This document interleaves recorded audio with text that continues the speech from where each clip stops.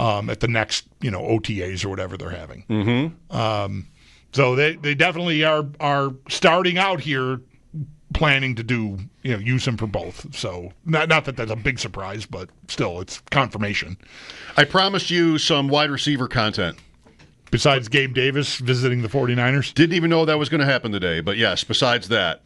And it again involves Warren Sharp, who had the stat about the Bills being 6-0 on Thursdays in the last 5 seasons. It's 7-0 in the last 6 years, including the Dallas win on Thanksgiving. He also had, I've been meaning to look this up. I'm glad he did the work for me here, because I think I would have had to go team by team to get what I wanted. He does that here. Most expensive wide receiver rooms in 2025. I saw this chart. By cap hit. And the Bills come in 18th at wide receiver, $26.6 million, which is not the bottom, obviously. I mean, that's not like they're not spending at all, but I think what the controversy, if it's that, has been about is how much they're spending on the certain guys they're spending it on. And so that's cap hit for this year. You see teams right around them. The Texans are one at 16 with Nico Collins, and now 2 day 2 draft picks, and Christian Kirk at the position. I mean, Collins is elite, I would say. Also, right about at $1 million more is Minnesota with Jefferson, who got paid, and Addison. And they've had other guys too, but it's really Jefferson and then Addison. One spot up from them is the Rams. Bills are 18th, Rams are 13th. That's Puka. That's Devontae Adams. Now.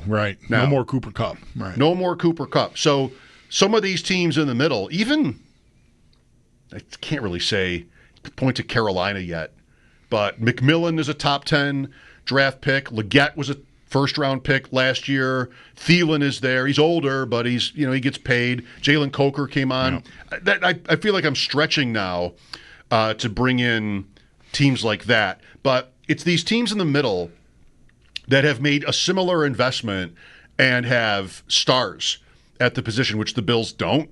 So it's not like the Bills don't spend. It's more just like their choices. And I think, like I tweeted about this earlier this afternoon, just to point out that tight end is not included, and the Bills spent $18 million more on their 2 tight ends. That's again by cap hit. Knox is 15.4, I think, which is almost like the second or third highest on the team. I think it's third highest on the team. Yeah. Alan Dawkins, right? And then Kincaid is 3.6. You're right about that. Yeah. Okay. So if you put tight ends in to this list, the Bills are going to move way up. Yeah. And you're going to wonder, like, well, what are they getting for their $41 million? They'll also move way up next year when Shakir's contract hits, because he's still, his cap number, despite the big $15 million a year annual average value type stuff, his cap hit is still reflective of his rookie contract for this year. So his cap hit is really small. It's like not even in the top, I've got like the top 10 open here on the team, and he's not listed until you get down to 25th. His cap hit is 2.5 this year. So that'll go way, way up for him. What is their whole number, did you say, by the way, the Bills' number? Just receiver? Yeah. 26.6. Okay. So he'll be more than half of that next year. Mm-hmm. I think, or close to it. I don't know how the breakdown is year by year, but whatever. This number does not reflect that contract extension. So, yep. Not that changes who they have there. I mean, all they're going to do is be paying more for the same player next year, and then whatever else they do, around him. The Chiefs come in under $20 million, 19.8, 28th in the league. So they're young. That's what that is, right? Rice, Worthy. Brown isn't expensive. Right. That's their group. Maybe even Juju still. I mean, he was not expensive when they got him right. back. Everything they've got is not expensive. That's right. His rookie type deals. Someone I'm forgetting there. I mean, Kelsey would be another team where the tight end number would pop, but down near the bottom of the league. Last is the Chargers, spending $17 million even cap money on wide receiver. And, they lost Palmer to the Bills. Palmer wasn't making as much playing for them. Mike Williams is back there. McConkey, a second-round pick last year, same as Coleman, would be like their best guy. Yep. You are not forgetting anyone on KC. I just went to Juju is still there. Sky Moore is still there. Justin Ross is still there. I'm deep into their depth chart here. They added Jalen Royals in the draft. Right. But, yeah, it's all even Sky Moore is still hanging on to a rookie contract there. That's a day 2 pick. Yeah. Royals was a 4th-round pick this year. Right. So that's their room. Worthy, Henderson, Brown, Hollywood Henderson. I saw Hollywood on my screen and I went out. Welcome to the show. I went Henderson. Wow, I'm broken. Rice, Sky Moore. Yeah, that's it. That's a guy whose story you'd want to know if you don't know his name. Cowboys Hollywood Henderson. Hollywood Henderson. Yeah. Do a little Googling. Yeah, that could. He was a character. That could be fun. Yes. He also won the lottery. Did you know that?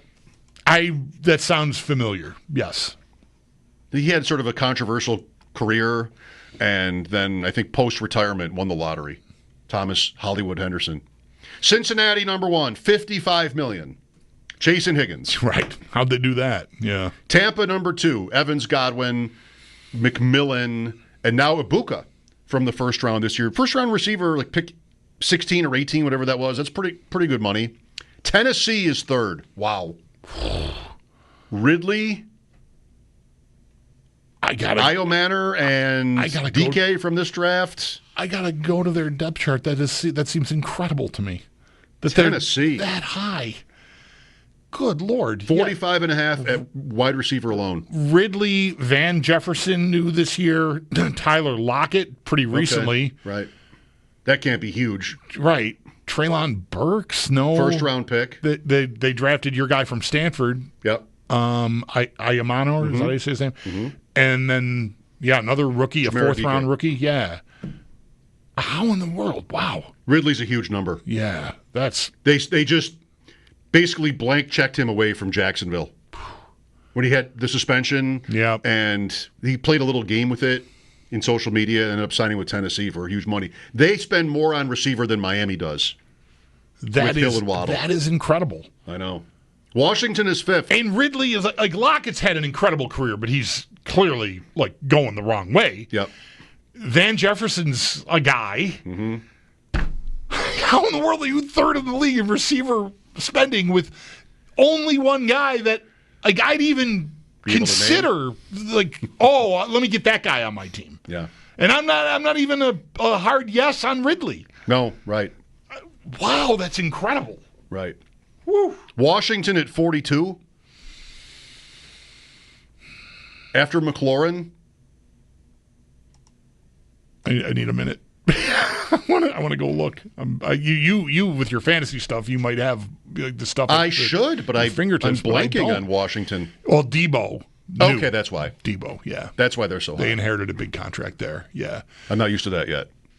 Debo Samuel on Washington. Are you drafting him? I wouldn't. Are you drafting much Debo? No. I'm not yet. Also can't be drafting too often because Underdog is banned in New York. So you can't even really ask me anymore. That's tough. I literally host a show about trends in best ball rankings on Underdog, and I can't pick teams without traveling, 3 hours round trip to be able to do it. And that's just doing what?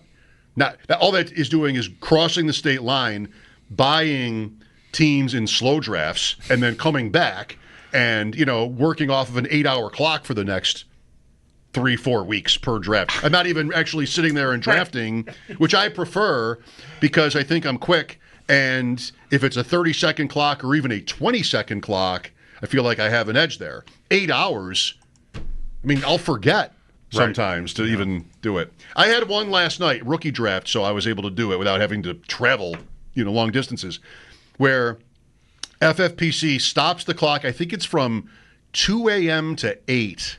If it's not 2, it's midnight. But the clock is stopped overnight. And this often happens to me on Sundays. By Sunday night, we're watching TV. I'm just not plugged in at all. Had a lacrosse banquet last night. On a weeknight, this almost never happens to me. But on a Sunday night, that's the night where I'm the most vulnerable to sort of forgetting You have something. Drafts or something. Yeah. Right. So that happened last night.